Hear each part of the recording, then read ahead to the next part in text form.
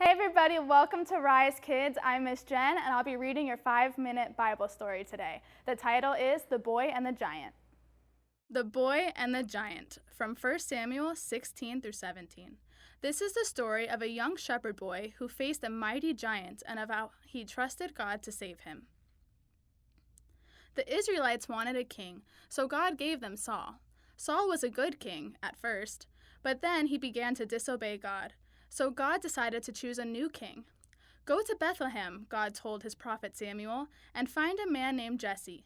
I've chosen one of his sons to be Israel's new king. I'll show you which one. So Samuel traveled to Bethlehem. After seeing Jesse's oldest son, Samuel thought, surely he must be the new king. But God said, no, it isn't him. You can only see what's on the outside of a man, but I can see inside his heart. So Jesse brought his next son to Samuel. And his next, and his next. 7 sons paraded before Samuel, but each time God said, no. Do you have any more sons? Samuel asked.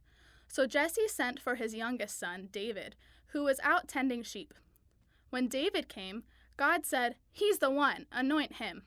Samuel took a horn of oil and poured it over David, and from that day on, the Spirit of the Lord was with him.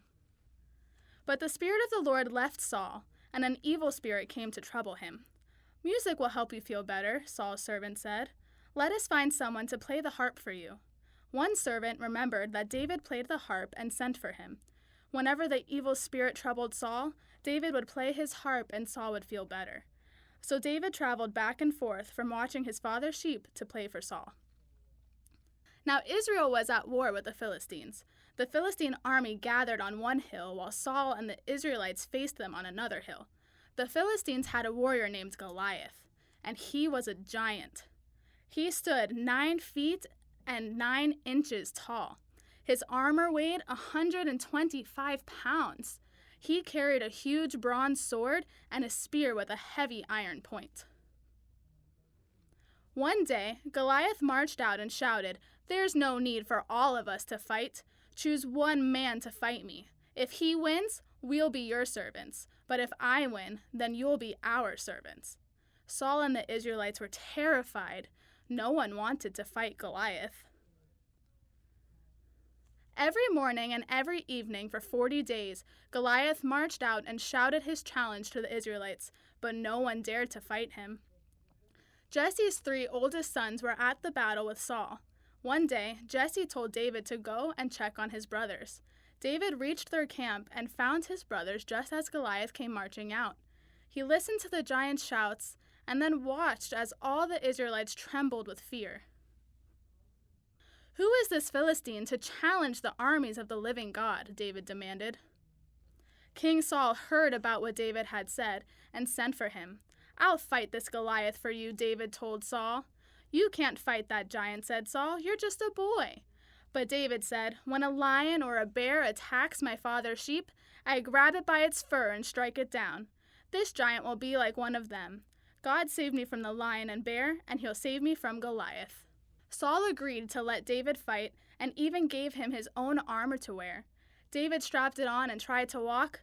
"I can't even walk in these," he said, and took them off. Instead, David took his own staff and sling.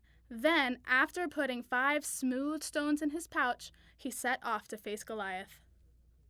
When Goliath saw David coming, he shouted, "Am I a dog that you come to fight me with sticks?" But David said, "You come to fight me with a spear and a sword, but I come in the name of God, and he will hand you over to me." David ran toward Goliath. As he ran, he slipped a stone into his sling. Round and round went the sling. At just the right moment, David let go, and the stone sailed through the air. It hit Goliath right in the forehead, and he fell face down on the ground. When the Philistines saw that their hero was dead, they ran away. The Israelites gave a great shout and chased after them, and that was how God used David, a young shepherd boy, to defeat the mighty giant Goliath. In David, we see a picture of courageous faith in God's power. We also catch a glimpse of the coming king who no one would have expected or picked to win the victory, Jesus. Because he died and rose again, he is mighty to save. You will have suffering in this world. Be courageous. I have conquered the world. John 16:33. Thank you so much for joining me for our story today. I hope to see you next week for our story, The Brave Queen. Have a great week, everybody.